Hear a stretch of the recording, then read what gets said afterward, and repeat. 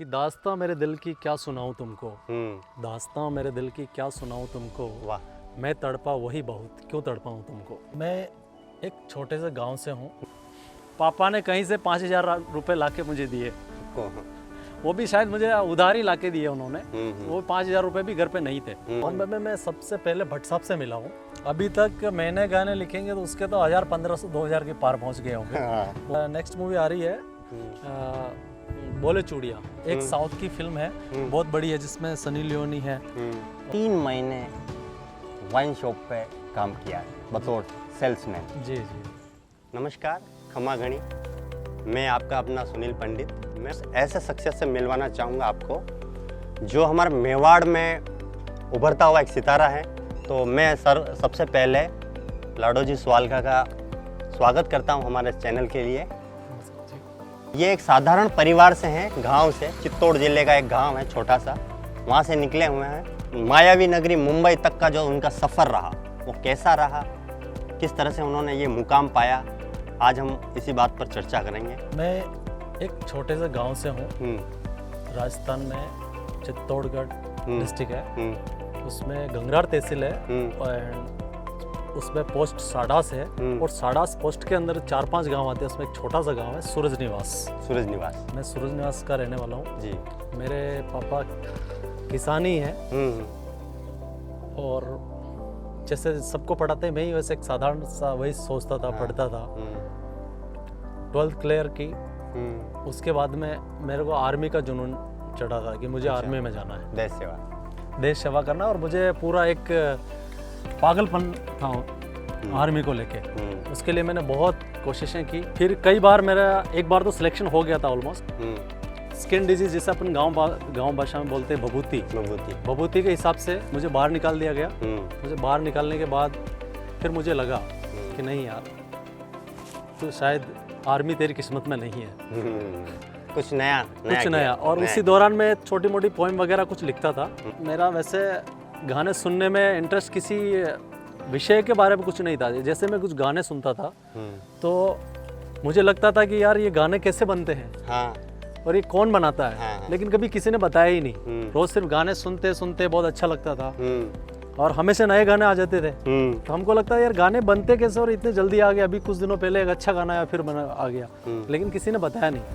आपने एक चीज बताई कि गाना कैसे लिखते हैं और कैसे बनाते हैं। आज मैं आपसे पहला जो सवाल है, आज की सीरीज का जो सबसे पहला जो सवाल है जी, मैं यही पूछना चाहूंगा आपको कि ये गाना वाकई में उसकी शुरुआत कैसे होती है और वो लास्ट स्टेज पर जाके कैसे वो गाना मार्केट में आता है। गाना एक दिल की एक फीलिंग्स है, जज्बात है जी। आप क्या सोचते हो, क्या महसूस करते हो, वही एक गाना है। और इसके अंदर कहीं ना कहीं आपको मोहब्बत से कहीं ना कहीं कनेक्ट हो गए तो गाना वो फीलिंग बाहर आ पाएगी। यानी प्यार करना जरूरी है। प्यार जरूरी नहीं बोल सकता हूँ, लेकिन मेरे लाइफ में कहीं ना कहीं फैक्ट इसका भी जरूर रहा है। एक शायरी आप हमारे दर्शकों को भी सुना दे जी। कि दास्तां मेरे दिल की क्या सुनाऊं तुमको, दास्तां मेरे दिल की क्या सुनाऊं तुमको। वाह। मैं तड़पा वही बहुत, क्यों तड़पाऊं तुमको। वाह, बहुत शानदार। तो लाडो जी, हमने सुना था आपके बारे में, जितना पढ़ा है, आपको जाना है, आप एक अच्छे से गाने लिखते हैं। अभी एक आपका गाना फेमस हुआ था, तू ही है। उस गाने के बारे में आप हमें थोड़ा सा, शुरुआत कैसे हुई, कैसे उसको आपने लिखने से शुरुआत आप बताएं थोड़ा सा। एक्चुअली क्या है कि मुंबई 2010 में पहुंचा मैं और वहाँ पे स्ट्रगल संघर्ष चल ही रहा था रोज। फिर 2013 के आसपास मुझे एक राहुल मिश्रा मिले, अच्छा, जो उसी गाने के कंपोजर एंड सिंगर भी हैं। हाँ। उनसे मेरी एक जगह दोस्ती हुई, मिले हम फर्स्ट टाइम। फिर हमारे नंबर एक्सचेंज हुए और फिर हमारी वो मुलाकात दोस्ती में बदल गई। फिर हम लोगों ने मिल के गाने बनाने स्टार्ट किए। फिर उन्हीं गानों में से एक गाना तू ही हमने भी मिल के बनाया कहीं बैठ के। फिर हम मोहित सूरी से मिले।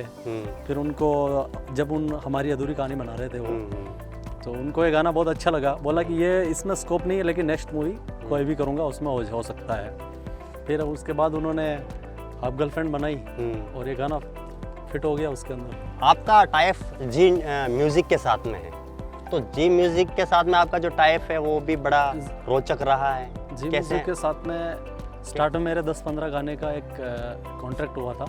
वहीं से मुझे थोड़ा एक पावर मिला और एक ताकत मिली और एक हिम्मत मिली मुझे कि हाँ यहाँ कुछ भी हो सकता है। एक गाना नहीं, यहाँ पे एक साथ 15 गाने फाइनल हुए थे स्टार्ट में। अच्छा, आप मुंबई में गए थे तो आपने संघर्ष भी किया होगा। जी। यहाँ से छोटे से गांव में जी। जाते ही आपका कोई वहाँ तो रिश्तेदार तो बैठा नहीं था जो आपको जाते ही बोले कि भैया लिख ले। मैं वहाँ गया हूँ, वहाँ मैंने होटल में जॉब किया और रात को जॉब करता था और दिन में वही घूमना, लोगों से मिलना, प्रोडक्शन हाउस में जाना, ये छोटा मोटा जो भाव आते थे, ख्याल आते थे, वो लिखता रहता था। मुंबई का रुख आपने किस सन में किया? वो दिन है 12 अप्रैल 2010। जी।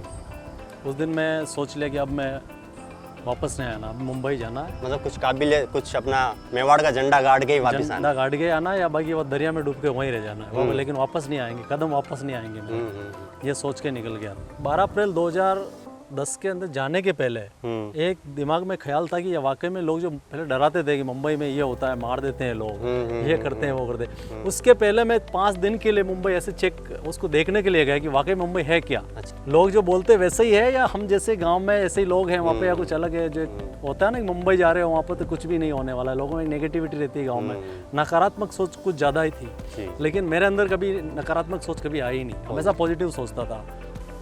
पापा ने कहीं से 5,000 रुपये ला के मुझे दिए, वो भी शायद मुझे उधार ही ला के दिए उन्होंने। वो 5,000 रुपये भी घर पे नहीं थे। उन्होंने बोला कि ये लेके जा। तो मुझे पता था कि 5,000 में कैसे भी करके कि 1 महीना तो गुजार ही लेंगे कहीं भी। एक महीने का प्लानिंग थी। आइए। और फिर वो पैसे लेके गए। अभी वहाँ पे जब मैं गया तो मेरे पास एक बहुत बड़ा बैग था।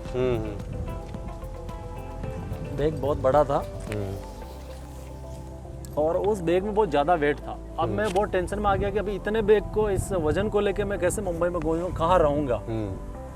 तो फिर उस बैग को मैंने एक रिलेशन वाले या कुछ गांव के दूर के रिश्तेदार हैं, मैंने बोला मैं मुंबई में उनको सिर्फ ये बैग रखने के लिए बोला कि इस बैग को 2 महीने के लिए आपके पास रखवा दीजिए, वापस थोड़े दिनों बाद ले लूँगा इसको आगे। तो मैं जाके उसमें उस बैग को मैंने वहाँ रख दिया और वहाँ से कुछ कपड़े 1-2 जोड़ी ले लिए मैंने। और फिर मैंने अंधेरी स्टेशन जाके वहाँ से एक छोटा सा बैग खरीदा, उसको उसमें रख दिया। तो मेरा आधा वजन कम हो गया कि हाँ ठीक है, अब मैं कहीं भी जा सकता हूँ, घूम सकता हूँ। और मेरे मन में प्लानिंग थी कि अगर कहीं रात को जगह नहीं मिली या कहीं नहीं सो पाया तो मैं प्लेटफॉर्म पे जाकर सो जाऊँगा। लेकिन किस्मत से ऊपर वाले ने मेरे साथ अच्छा किया कि मैं एक मॉल है वहाँ पे अंधेरी वेस्ट में, इन्फिनिटी मॉल के बाहर बैठा था। और मैं जैसे हम यहाँ बैठे हैं तो यहाँ से 10 फीट दूर भी वहाँ पे 2 लोग बैठे थे।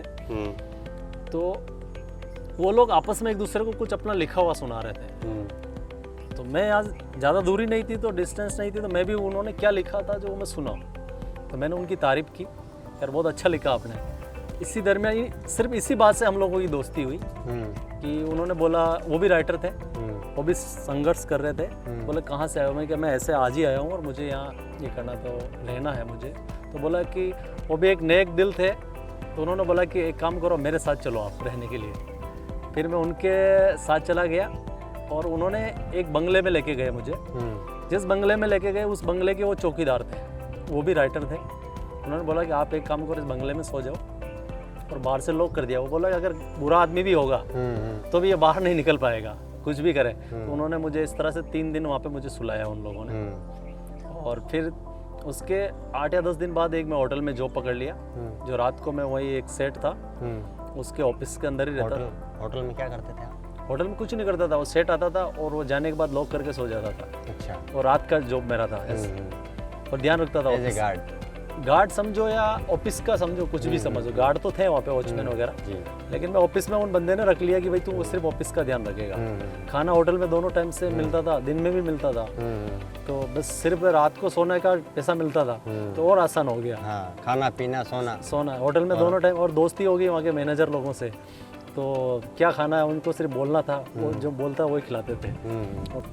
आपका जो शुरुआत हुई थी जी, किसने आपका एक मेवाड़ में कहते हाथ पकड़ा और फिर उसने आपको आगे बढ़ाया? जैसे कौन से बॉम्बे में मैं सबसे पहले भट्ट साहब से मिला हूँ, महज भट्ट साहब, उनसे मिला हूँ। उन्होंने मुझे वहाँ पे काफ़ी टाइम तक मैं उनके गेट पे खड़ा रहा। गेट पे खड़ा रहने के बाद एक दिन उन्होंने खुद कार रोक के बोला कि तू रोज आ जाता है, लेकिन एक दिन उन्होंने खुद ही अपनी कार रोकी, मैं बाहर खड़ा था, मुझे पहचान गए, तो एक काम करके वेडनेसडे को 11 बजे सुबह ऑफिस आ जा, ऐसा बोल के कार लेके निकल गए। फिर मैं घर गया, इंतज़ार करने लगा कि भट्ट साहब ने बुलाया, तो कई लोगों को फ़ोन भी किया मैंने कि मेरे को आज भट्ट साहब ने बुलाया। घर वाले भी खुश थे कि हाँ आज कुछ हो गया, अब कुछ होने वाला, शुरुआत होने वाली। लेकिन वहाँ से तो भी स्टार्ट हुआ है। फिर उसके बाद वेडनेसडे को भट्ट साहब के पास पहुँचा। भट्ट साहब ने जितने भी लोग थे ऑफिस के अंदर, उन्होंने उन सबको बुलाया, जिसमें उस वक्त बन रही थी जन्नत 2। अच्छा। तो उसके जो डायरेक्टर थे कुणाल खेमू, वो थे, 2-3 लोग और थे डायरेक्टर वगैरह, सबको बुलाया। बोला कि एक राइटर आया, कुछ मुकड़े सुनते हैं सब मिलके। जो कम से कम 8-10 लोग आ गए थे। फिर उन्होंने बोला कि तुम्हारे जो बेस्ट 5 मुकड़े हैं वो सुनाओ। मैंने 5 मुकड़े सुनाए, उनमें से एक मुकड़ा उनको बहुत पसंद आया था कि रच के साजिश वक्त ने दी है आंखों को नमी, जब से हुई तो अलहदा वीरान लगती है ये ज़मीन, सीने में एक तन्हाई सी पले, तेरी कमी दिन रात खले। ये मुकड़ा उनको बहुत पसंद आया था। और फिर बोला कि उनके कोई अंदर थे, उनको बोला कि मेरी टेबल पे जो बुक्स पड़ी है वो लेके आओ। और वो सब बुक्स मुझे थमा दी कि बेटा अच्छा लिख रहा है और इनको पढ़, खूब पढ़ और करता रहे और मेरे से मिलता रहे। तो उनका ये जो एक मोटिवेशनल जो 2-3 लाइनें या उन्होंने जो आशीर्वाद दिया, और ऊपर से ये भी अच्छा लगा कि जब बोला कि तू कहाँ से आया है, तो मैंने कहा राजस्थान से, तो उन्होंने मेरी पीठ थपथपाई कि क्या बात है, राजस्थान से आया तो फिर उसी उनके साथ में टच में रहा, कई लोगों के टच में रहा। भट्ट साहब के वहाँ जाता, अरे हमेशा जाता था। फिर वहीं हमें मोहित सूरी मिले मुझे। अच्छा। उनसे पहचान हुई मेरी, धीरे धीरे उनसे भी मिलता रहा, सबसे मिलता रहा। तो एक दिन मोहित सूरी ने बोला कि टेंशन मत ले, तेरे को ब्रेक देंगे। जब उन्होंने ये बात बोल दी ना, तो ऐसा लगा कि मैं मुंबई ने फतेह कर ली। मैंने आत्मविश्वास आ गया और एक ऐसा लगने लगा कि हाँ कोई है अपना भी। अब तक आपने कितने गाने लिख लिए? मतलब वैसे तो मेरे बहुत सारे, मतलब आप जो बोल रहे हैं कि मेरे पास मैंने कितने गाने लिख लिए अब तक? हाँ, और कितने उसको बॉलीवुड में जगह मिल गई है? अभी तक मैंने गाने लिखेंगे तो उसके तो 1000, 1500, 2000 के पार पहुंच गए होंगे। हाँ। और उससे भी ज़्यादा हो सकते हैं, कम नहीं होंगे। मैंने कोई काउंट नहीं किया उनको। हाँ। बहुत से। और बॉलीवुड में तो अभी मेरे कम से कम अभी 25 से 30 गाने जी से आ चुके हैं, और एक हाफ गर्लफ्रेंड जो मूवी है उससे आए हैं। बाकी छोटे मोटे वैसे तो मैंने 10 फिल्में की जो कभी रिलीज ही नहीं हुई वो। जी से जो आपका टाइप हुआ है, उस टाइप के बारे में हम ज़्यादा कुछ जानना नहीं चाहेंगे, लेकिन एक छोटा सा दर्शकों को ये बता कि जी के साथ में जो आपका जो टाइप हुआ है, वो टाइप किस टाइप का टाइप हुआ है? मतलब उसके अंदर ये होता है कि जैसे मैं जिस बंदे से मिला, एक ऋषभ श्रीवास्तव हैं म्यूजिक डायरेक्टर, जिनके साथ सभी गाने उन्हीं के साथ हुए मेरे। तो हम लोगों ने कुछ गाने बनाए थे 20-25 और उनको सुनाया था। तो उनमें से उन्होंने 15 गाने सिलेक्ट किए। फिर उन लोगों ने बोला कि ये 15 गाने हम लेंगे, ये 15 गाने आप एक कॉन्ट्रैक्ट के माध्यम से बांध दिए, मतलब ये आप हम आपके साथ कर रहे हैं जी। उसमें एक ये रहता है टाइप, मतलब कि 15 गाने अब आप किसी को दे नहीं सकते हो। हाँ। और जब इसके अंतरे लिखने पड़ेंगे या चेंज करने पड़ेंगे तो आप बिना ना नहीं कर सकते हैं। वो जब भी बोलेंगे चेंज करना कर सकते हैं। तो वो तो हमारे लिए तो खैर अच्छा ही थी, मतलब करना ही था, तो उसमें कोई दिक्कत वाली बात ही नहीं थी। इस तरह से हमने 15 गाने लिख लिए। हाँ। नेक्स्ट मूवी आ रही है बोले चूड़िया, जिसमें नवाजुद्दीन सिद्दीकी साहब है, मेरे फेवरेट है। हाँ, एंड तमन्ना भाटिया जो हीरोइन है, जो अपने बाहुबली की जो एक्ट्रेस थी वही है, वो है। उसके बाद आ रही 108, ये 108 है, उसमें है अपने संजय मिश्रा साहब। और 108 फिर एक और है, 2-3 फिल्म है। एक साउथ की फिल्म है बहुत बड़ी है, जिसमें सनी लियोनी है और है, लेकिन मैं उस पिक्चर का भी नाम नहीं लेना चाहूँगा क्योंकि सही बात अभी मना किया हुआ है। तो ये लेकिन मेरी लाइफ की बड़ी पिक्चर होगी, साउथ की है। आपको कोई ऐसा व्यक्ति तो मिला होगा जैसे कि आप गए हों, आपको उसका जो पहनावा, जो देसीपन है, उस पर आप फिदा हो गए नॉर्मल तरीके से? नॉर्मल। वहाँ पे मुझे जब एक बार मैं मिला था अपने राजकुमार ईरानी साहब से, तो उनसे मिला तो ऐसा लगा कि ये इतनी बड़ी शख्सियत होने के बाद इस तरह से मेरे से मिले जैसे मेरी बरसों से पुरानी पहचान हो, और वो मुझे बहुत अच्छा लगा।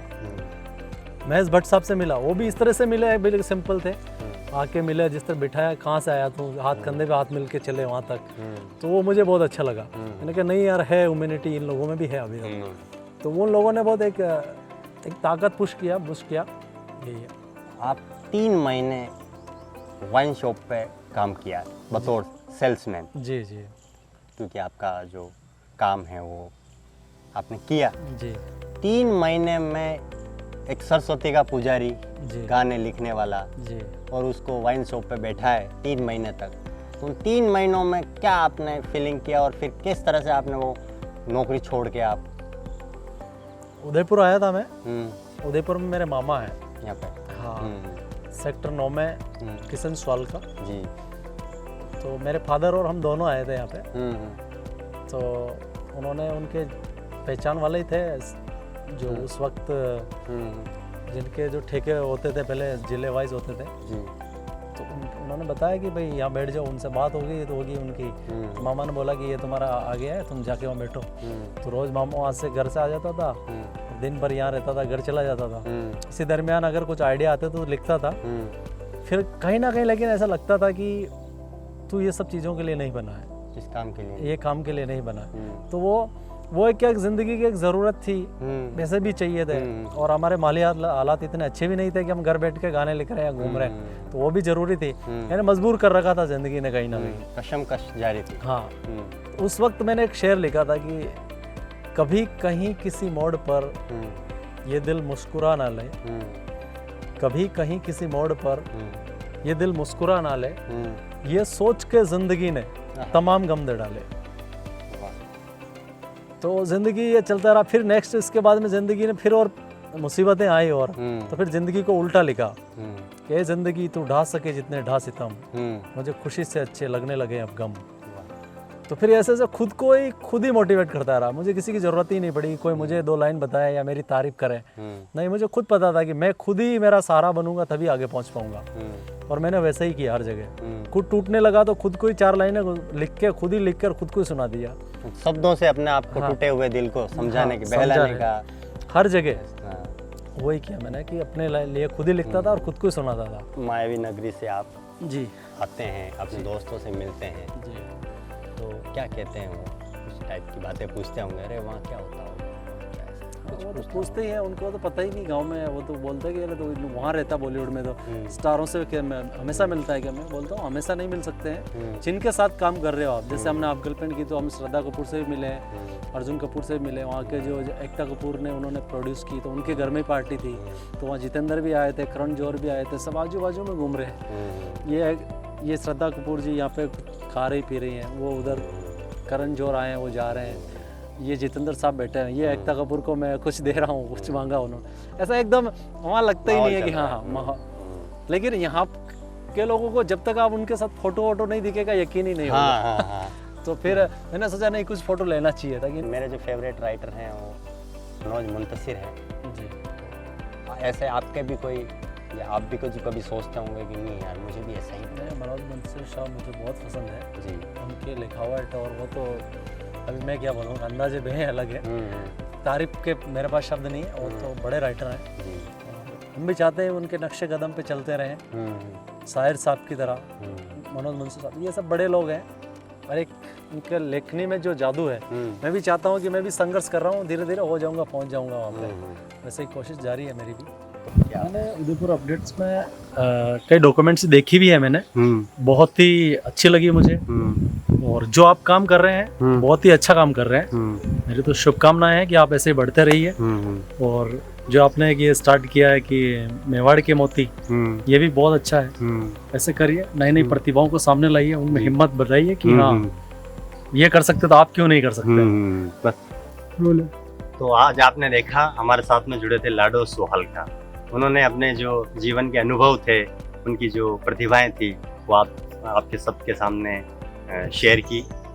अगर आप ऐसे ही हमारे मेवाड़ की या और बाहर की जो भी प्रतिभाएं हमारे से मिलेगी, हम कोशिश करेंगे कि आपको उनकी सोच, उनकी जो थॉट, उनका जो नज़रिया है वो हम आप तक पहुंचाएं और आप उनसे कुछ सीखें। कहीं आप ऐसा ना सोचें कि भाई मैं कमज़ोर हूं, मैं ये नहीं कर सकता हूं। एक गांव का एक छोटा सा लाडो सुहालका अगर वो काम कर सकता है तो हमें भी ये सोचना पड़ेगा कि हम भी ये काम कर सकते हैं। तो हमारी कोशिश यही रहेगी, ऐसे ही अगर आप हमारे जो एपिसोड हैं उनकी सीरीज़ अगर आप लगातार देखना चाहते हैं तो आप हमें फेसबुक पे फॉलो करें, यूट्यूब पे फॉलो करें, इंस्टाग्राम पे फॉलो करें, और आपको ये वीडियो अच्छा लगा हो तो सब्सक्राइब भी करें, शेयर करें और कमेंट्स बॉक्स में जाके ये बताएं कि ये वीडियो आपको कैसा लगा।